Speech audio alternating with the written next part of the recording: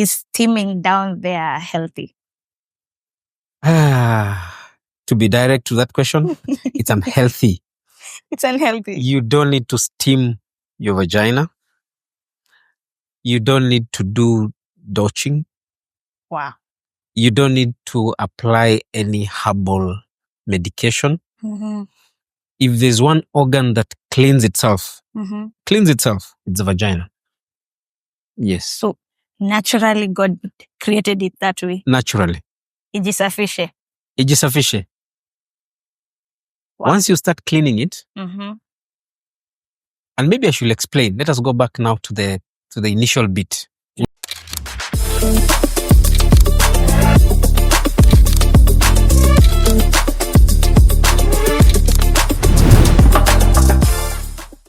Good morning, good afternoon, good evening, depending on where and when you're watching us from. Welcome back to our session, Ask Your Gyno. I'm your host, Leangure, and today, as usual, we have Dietary. And just to juggle our minds a little bit, did you know that stress or hormonal changes can affect your discharge? Let's hear from Dietary. Thank you, Leah. Once again, thank you, our viewers. As usual, I'm here to answer your questions and all your worries. My name is Dr. Karanja Mwangi, and I'm a consultant obstetrician and a gynecologist. And I practice here in Mombasa. You can find me at Jubilee Building, Modern Gyno Clinic in town. Karibuni sana. Thanks for having me, Leah. You're welcome.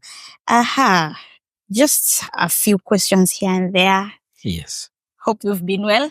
I've been since well. The last time I've been waiting for this.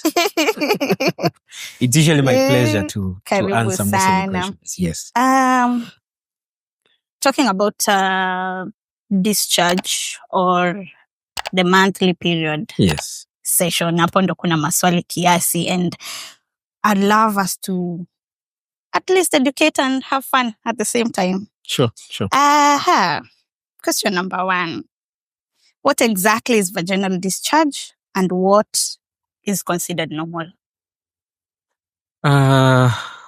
Vaginal discharge, this is like the fluid or liquid that is produced by the cells, mostly the cervical cells and the vaginal cells.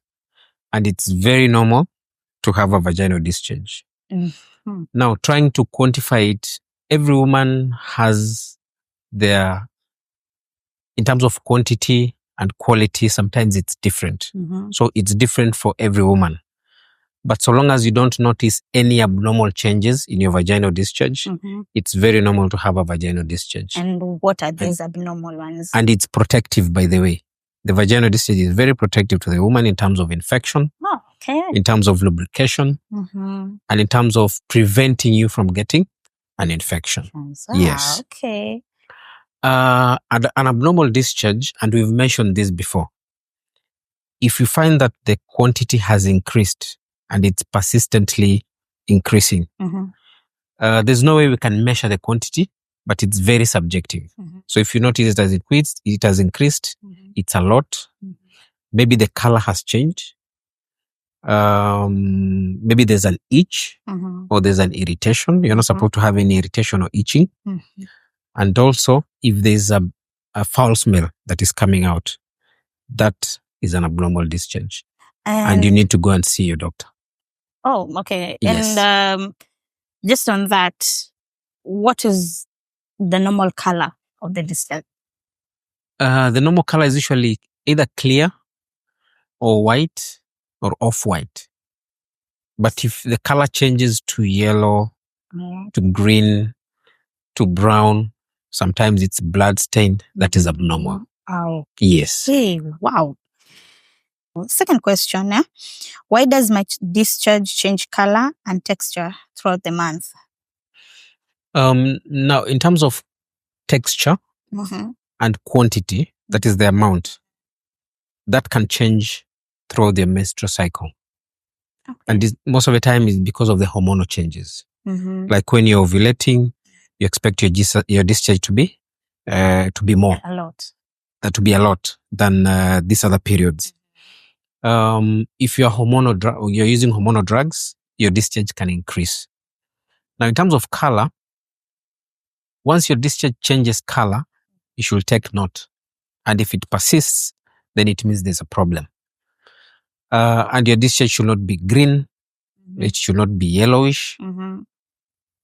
Sometimes it can be brownish just before your periods and immediately after your periods.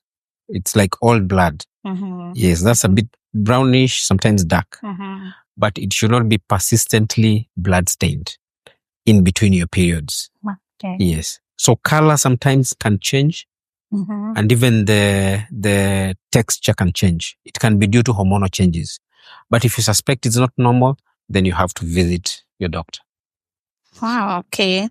And most of the time you find that you have a thick, white, clumpy discharge. Is it yeast infection or sometimes it's just normal?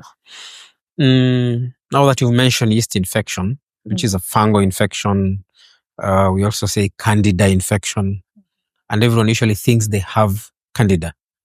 Even some women will come and tell you, Dietary niko na candida. Then you ask them, what is candida?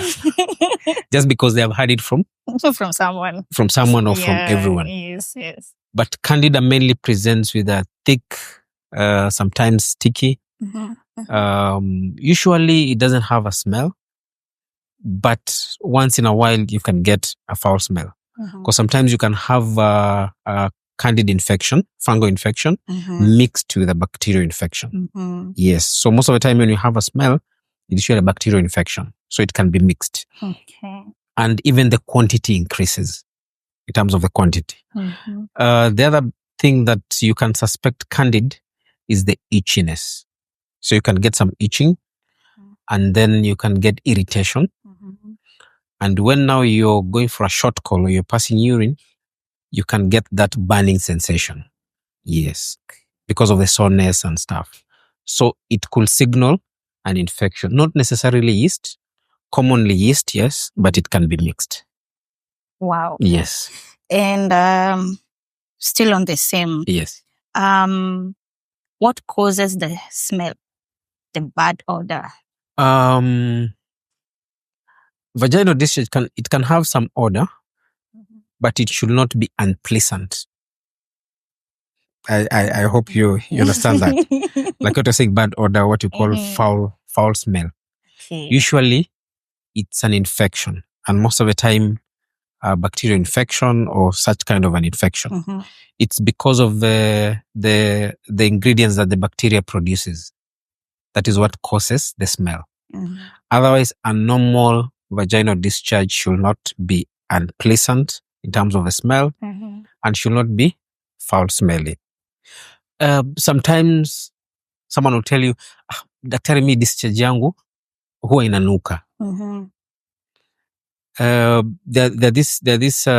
what you call halitosis, which I'll want to compare. There are people even when they brush their teeth, there's still that smell that comes out. So if your discharge is foul smelling and we've treated an infection and it still has foul smell, then we might want to look for other condition that might generally cause it to be foul smell. Okay. Yes, but most of the time it's an infection. Wow. Yes. And is steaming down there healthy? To be direct to that question, it's unhealthy. It's unhealthy. You don't need to steam your vagina. You don't need to do douching. Wow. You don't need to apply any herbal medication. If there's one organ that cleans itself, it's the vagina. Yes. So naturally God created it that way? Naturally. Ijisafishe. Wow. Once you start cleaning it, and maybe I should explain. Let us go back now to the initial bit, which we should have started with. Yes. The vaginal area has what we call normal flora. Normal flora is it's the normal environment of the vagina. So we have the hormonal effects, that we have the normal discharge. Then we have organisms or bacteria which are normal in the vagina. And that bacteria helps to keep the pH of the vagina acidic. You remember pH in your chemistry? Yes. And that acidic environment, that pH is protective. It prevents the vagina from getting infected. Yes. Now you can imagine that bacteria that is keeping you healthy and having a normal flora. Now you come and start steaming, applying herbal, even cleaning with normal water inside. It's not advisable. Because once you do that, you're clearing the normal bacteria. And when you clear the normal bacteria, it changes the pH. When you change the pH, now you get infection with the abnormal bacteria. Wait, Dietary. Yes. You know, okay, this is for the baby girl. Yes. You are told, clean yourself. Yes. Hey, fukiza. There are these things that you're told and you're like, you don't want to have that. It's like now you're doing the prevention before uanze kusikia those disordered smell and all that. So now at a plain water is unhealthy. Unataka kusugua kama mkono. No, like you kusugua. You wash the cup inside well. No. Don't wash your vagina. It self-cleans. Let me clear that again. You see, you have the labia, which are the lips. Those ones you clean. Because if you look at the color, it also appears like skin. So you can clean that area. But inside, you don't part the lips and you wash inside the vagina. The vagina, the most you can do is just you part the lips, then you just pour some water. Okay? But don't try to remove that inside there. There is no dirt inside there to be removed. If you want to remove any dirt inside, you're going to interfere with the normal flora. So the normal bacteria which keeps the vagina clean, you're interfering with that. So you actually increase the risk of getting an infection. Yes. Wow. Now you know. Now I know. Yes. Still on the same. Yes. Are there foods that help in maintaining the vagina? The normal cleanliness. Yes. We encourage you to have your normal balanced diet, but sugary foods are the culprit. Because bacteria flourish in sugar. So we usually say you limit sugary foods, junk food. In fact, sometimes you might get women who get recurrent infections and you treat after a month or two, you treat again and you think maybe where am I getting this infection? Is it at the workplace? Is it through intercourse? And when you limit your sugar, like you avoid sugar, you avoid junk foods, you avoid wheat. Wheat is also another culprit. You'll find it treats on its own.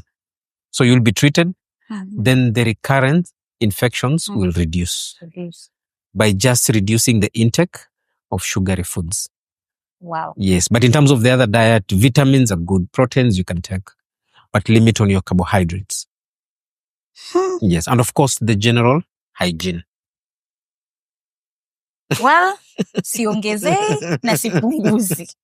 You've heard that. So today, don't take your cookies.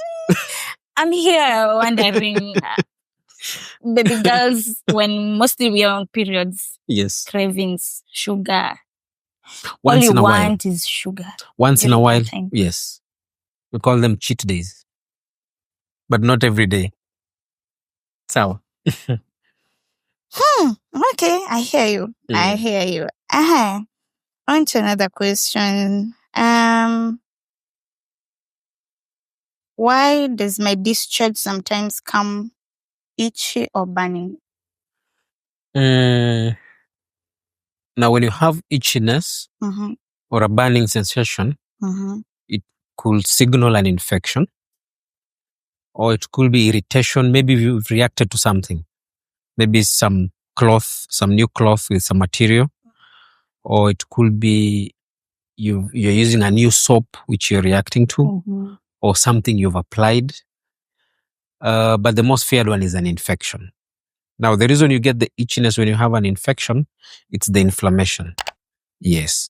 And now sometimes when you itch, it's so severe that you cause soreness on that area. And when you're passing urine, there's that burning sensation also. So you don't want urine to touch that area. And when you're trying to draw yourself or wipe yourself, you still feel some soreness. Yeah. Yes. So itchiness and burning sensation, once you have it and it's persisting, you need to go and see your doctor. See your doctor. Yes. Wow. Okay. Then there's this on diet still. Yes. Does my diet really affect my vaginal health and discharge? Yes, I think we've mentioned that in terms of the diet. And more so, if you're getting recurrent infections, the problem could be the diet. And, in primary, we were taught, remember, vitamins, proteins, and carbohydrates. Vitamins were very good in terms of immunity. So if your immunity is low, you will get recurrent infections, because these infections are always there. It's only that our body has the good immunity to protect us against. So if you're not taking your enough vitamins, then it means your immunity can be low and you get recurrent infections. So yes, diet can affect the vaginal health. Wow. So one of the preventive measures is taking your balanced diet, but you limit on sugar. Good student. There's this one. Why do I notice more discharge after sex? More discharge after sex. It could be because of the semen. And usually before sex, when there's foreplay and everything, there's that lubrication. So there's a discharge that is produced by the cervix and also by the vagina, which can happen before, during, and even after. Okay. But you need to look out for telltale signs of infection. Foul smell, itching, burning sensation, or change in color. Yes, but it's normal to have a discharge after sex. Okay. Yes, but it should not persist, like the next day, 2 days, 3 days, you still have a discharge. That it means it's not a normal discharge. Oh, so it's normal during that time? Yes, during that time. Then it persists, ikuwe bado the same, ama ikuwe more? Hata ikiwa the same, haifai kupersist. Okay. Not unless maybe uko ile wakati wa ovulation. Kwa sababu wakati wa ovulation, tulisema kwamba ile discharge inaongezeka. Yes. So it should not persist for long. Okay. And back now to our main question. Yes. Can stress or hormonal change make my discharge different? Stress and hormonal changes, they're related. Now, hormonal changes can be brought about because of many things. One of them is stress. And you realize even during your cycle, those periods when you're stressed, you might get your period either early or it delays. And stress can be brought about by many things. Normal life stresses, change in climate or weather condition. Maybe you've traveled from Mombasa to Nairobi. So the stress will affect the hormonal changes. And the hormonal changes will affect the discharge.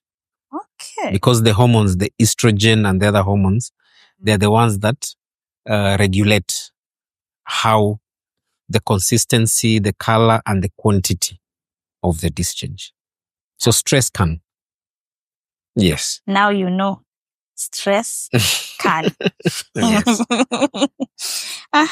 And how can I keep my vaginal discharge healthy and balanced? Healthy and balanced. Yeah. I think we've been touching on each from the questions, but let me just recap it. Balanced diet, You cut on your sugar. Number 2, how you clean. So personal hygiene and the hygiene, how you clean that area. Number 3 is avoid using those extra things that people use to clean the vagina, like steaming, douching. Yes, those one avoid completely. Then when you're using antibiotics, you need to inform your doctor that maybe I usually get recurrent discharges. So it could be because of the antibiotics that you use. Maybe because of a pneumonia or something else. For some women, you'll notice when they use antibiotics, it's like they get an infection on the vagina. It's because that the drug they are using, the antibiotic, kills the normal bacteria which is in the vagina. Yes. So sometimes you might be given antibiotics. Then you're also given something we call probiotics. That one is to return the normal flora of the vagina. Wow. Yes. Wow. And getting complicated. It's getting complicated, but we are getting there. We are learning. Yes. Hope you're learning one or two things here. And of course, if you note any problem, anything unusual, anything abnormal, see your doctor. As always. Yes. See your doctor. Alafu, there's this thing that happens. Let me not say it happens, but we can at least learn during sex now. Then you find yourself, you've dried up. Then the guy wants to add something. Or you're looking for meals to... Yes. Does it affect? It depends what you add. Okay. I hope not saliva. That included. The reason why we discourage using saliva is because the mouth has other bacteria which are not safe for the vagina. Okay. Yes. So you can use other lubricants. They're available. You can get them from the chemist.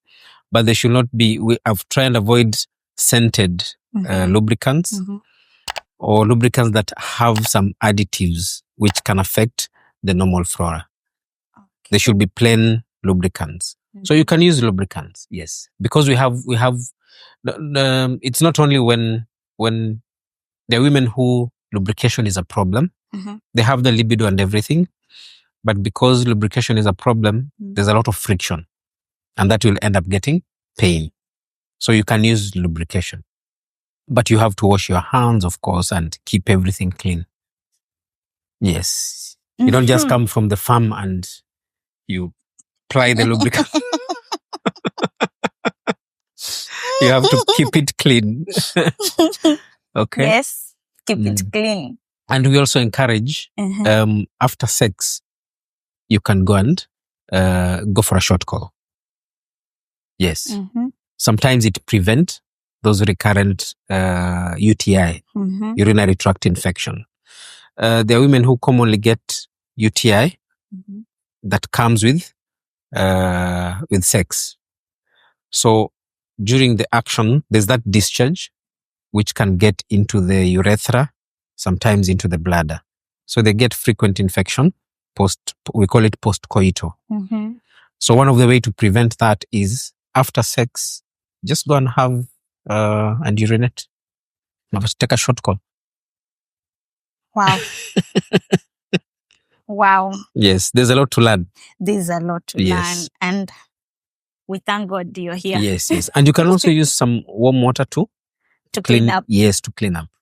Okay. So warm water is good. Yes, warm water. Wow. Now we know. And it's like we're winding up. Maybe let me clarify something else which we've not touched on. When you have a bloody discharge, you see, you get your periods. So after your periods have cleared, you should not have a bloody discharge or a brownish discharge. After how long? Not unless during ovulation, some women get some spotting. or a brownish discharge. But it should not be persistent. So you should not get bleeding in between your periods. We call it intermenstrual bleeding. Meaning after your periods, there's that brownish normal discharge that comes out, then it clears. So if you frequently get bloody discharge hapa katikati ya period, period imeisha na ile ingine haijaanza, you're not supposed to get bloody discharge. It could be a sign of infection, even cancer. Yes, it could be a sign of cancer as well. Wow. Yes. And you should also not get bloody discharge after sex. So if you bleed after sex, we need you to go get checked.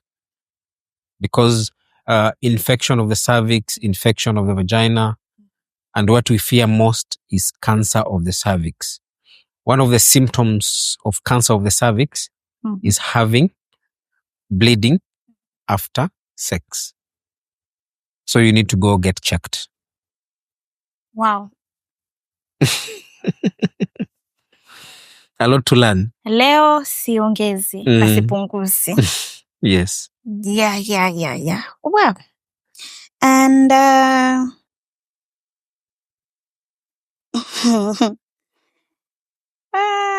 and in terms of the discharges,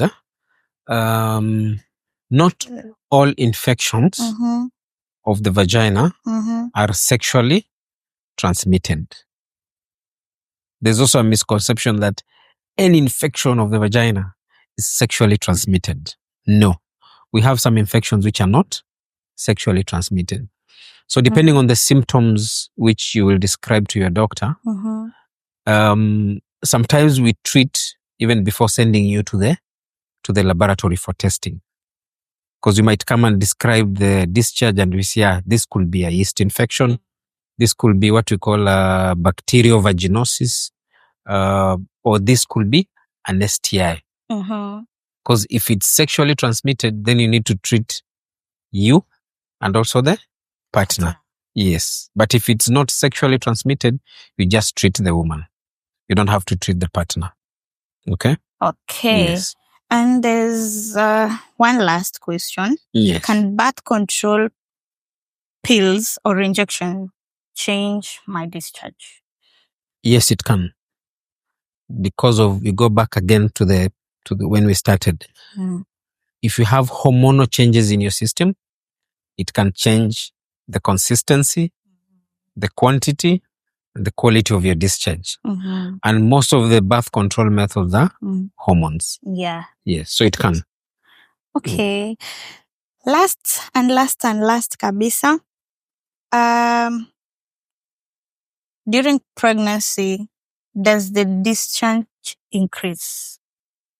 Yes. You said increase or decrease? Increase. Or have you said decreases? Increase.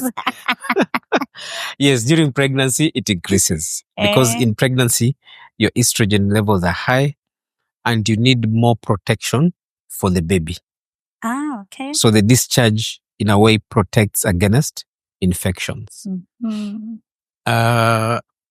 you're in labor, at the initial stage of labor, you'll have a discussion with your doctor and they will tell you there's something called a mucus plug. I think we've had this discussion when we had discussion on labor. So at the initial stage of labor, you get what we call a mucus plug, which is mucus mixed with other substances that comes out. It's usually something that is around the cervix, which protects the baby. So during labor, that comes out.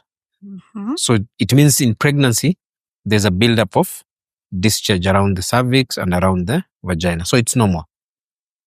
But we go back again, itchiness.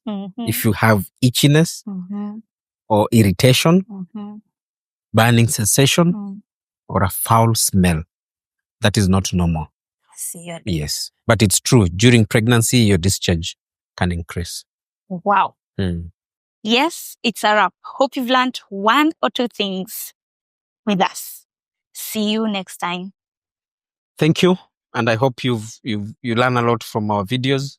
If you have any questions, if you have any doubts, you can go to our channels, which are shared on the screen. You can ask any question, and we will keep your autonomy, and we will answer every question. Thank you. Bye. Bye-bye.